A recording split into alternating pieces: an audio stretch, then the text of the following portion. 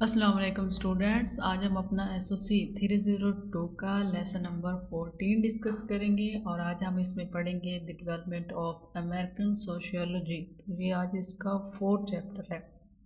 तो आज इसमें हम पीटर एम ब्लाउ के बारे में पढ़ेंगे कि सोशल इंटरेक्शन के बारे में उनका क्या कहना था। तो वो ये कहते हैं सोशल अट्रैक्शंस के बारे में कि ये वो ताकत है जो इंसानों को खुद अपनी मर्ज़ी से समाजी रिश्ते बनाने पर मजबूर करती है। एसोसिएशन तब बनती है जब बंदे को इसमें कोई फ़ायदा नज़र आए, चाहे वो फ़ायदा अंदरूनी हो या फिर बैरूनी। जब लोग एक दूसरे की तरफ मतवज्जा होते हैं तो वो आपस में एक्सचेंज के रिश्ते बनाते हैं। ये माइक्रो लेवल पर सोशल एक्सचेंज कहलाता है और ये ज़्यादातर सादा माशरों में नज़र आता है। आगे हम बात करते हैं एक्सचेंज जो पावर होती है, मतलब exchange and power in social life. Blau ने इन रिश्तों के स्ट्रक्चर पर तवज्जो दी जो लोगों के एक्सचेंज की वजह बनते हैं। सादा एक्सचेंज के अमल मिलकर कॉम्प्लेक्स स्ट्रक्चर बनाते हैं, यानी माइक्रो से मैक्रो लेवल तक का सफ़र जो होता है। जो पेचीदा स्ट्रक्चर गैर मतवाजन तबादलों यानी कि इम्बैलेंस एक्सचेंज की बुनियाद पर बनते हैं। आगे हम बात करते हैं डियलैक्टिकल जो एक्सचेंज होते हैं। तबादले में तजाद भी आता है।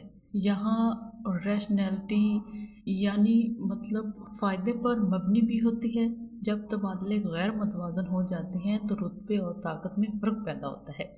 इससे टकराव यानी कॉन्फ्लिक्ट का इम्कान जो होता है वो बढ़ जाता है। ये ताकत के ढांचे आगे चलकर मैक्रो लेवल के स्ट्रक्चर भी बनाते हैं।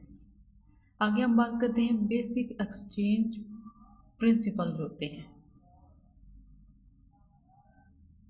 रैशनैलिटी प्रिंसिपल जो होता है मतलब जो अक्लमंदी का असूल है। जितना फ़ायदा लोग एक अमल से हासिल करने की उम्मीद रखते हैं इतना ज़्यादा वो अमल करने के लिए तैयार होते हैं। आगे दूसरा प्रिंसिपल है रेसिप्रोसिटी यानी बाहमी रद्द अमल जो होता है। जितनी ज़्यादा लोग एक दूसरे के साथ इनाम या फ़ायदे का एक्सचेंज करते हैं उतनी ज़्यादा बाहमी जिम्मेदारियां बनती हैं। इसी को सोशल अट्रैक्शन का असूल भी कहा जाता है। अगर कोई मतलब इन जिम्मेदारियों को तोड़ दे तो फरीक सज़ा देने की तरफ माइल हो जाते हैं, यानी कि नेगेटिव जो एक सिलेक्शन है ना वो पैदा हो जाती है उनमें। आगे हम बात करते हैं जस्टिस प्रिंसिपल जो होता है इंसाफ के जो मतलब असूल होते हैं। जितने ज़्यादा तबादले के रिश्ते बनते हैं उतनी ज़्यादा इन पर मतलब जस्टिस तबादले के असूल भी लागू होते हैं। अगर किसी रिश्ते में इंसाफ नहीं रखा जाता तो लोग इसके खिलाफ सज़ा देने का रुझान भी रखते होते हैं। आगे हम बात करते हैं मार्जिनल यूटिलिटी प्रिंसिपल जो होता है।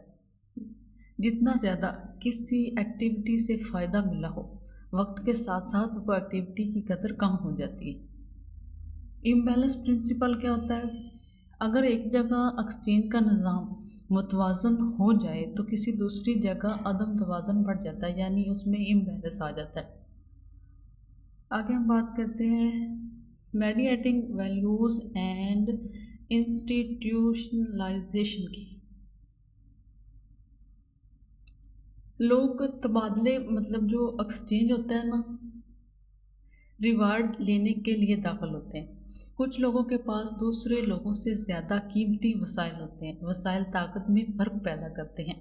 जिनके पास वसाइल होते हैं वो दूसरों से ताबेदारी यानी कॉम्प्लाइंस करवा सकते हैं, यानी उनको अपने अंडर कर सकते हैं या उन्हें अपने अंडर काम करने पर मजबूर कर सकते हैं। आगे हम बात करते हैं conditions of differentiation of power की।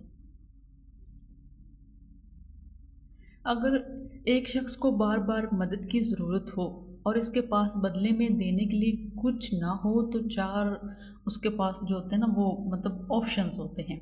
पहला ऑप्शन तो ये है कि वो दूसरों को ज़बरदस्ती अपनी मदद करने पर मजबूर करे, और दूसरा ऑप्शन ये होता है कि वो किसी और से या किसी और ज़रिए से मदद ले, और तीसरा ऑप्शन उसके पास ये होता है कि वो बग़ैर मदद के गुजारा करने की कोशिश करे, और चौथा और लास्ट ऑप्शन जो उसके पास बचता है वो ये है कि वो खुद को दूसरों के मतहत करे और उसकी बात माने। और ये जो मतलब 4 ऑप्शन है ना ये सबसे ज़्यादा असर रखता है, यानी मतहती को कबूल करना ताकत क्रेडिट कार्ड की तरह होती है।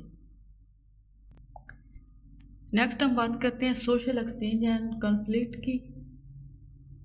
تو اس میں طاقت میں فرق ہمیشہ ٹکراؤ کی بنیاد بنتا ہے. یعنی جب طاقت اور سے رشتہ بنتا ہے نا تو جھگڑے یعنی کنفلکٹ پیدا ہوتا ہے. گروپ کے اصول تبادلے کو کنٹرول کرتے ہیں.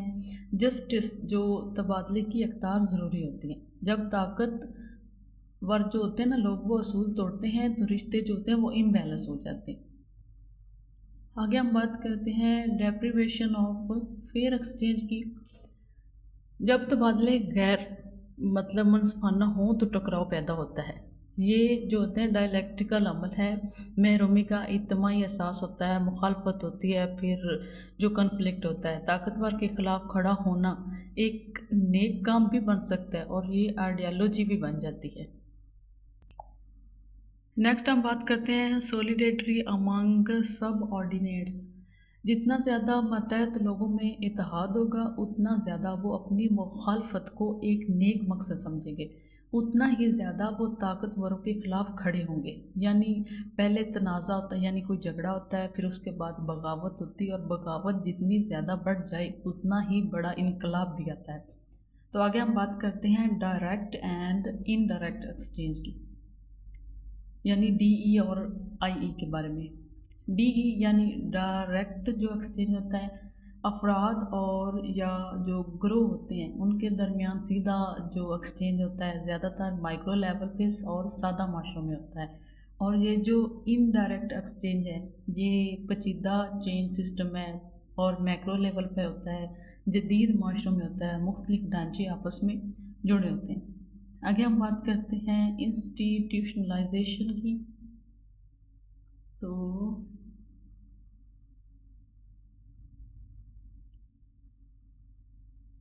اس میں یہ جو پیچیدہ معاشرے ہوتے ہیں ایک مشترکہ قانون بن جاتا ہے. یہ اقدار قوانین میں تبدیل ہو جاتی ہیں. ایکسچینج کے نظام کو چلانے کے لیے ادارے بنتے ہیں. جتنا پیچیدہ معاشرہ ہو اتنی زیادہ جو ادارہ جو اتنے زیادہ ادارے بنائے جاتے ہیں تاکہ وہ جو پیچیدگیاں پیدا ہو رہی ہیں انہیں کنٹرول کیا جا سکے. تو بس یہی تھا ہمارا آج کا لیکچر. تو آپ نے اس کو ایک دفعہ سن لینا ہے، ایک دفعہ ریڈ کرنا ہے. آئی ہوپ آپ کو سمجھ آ گیا ہوگا. پھر ملتے ہیں اگلے لیکچر میں، تب تک اللہ حافظ.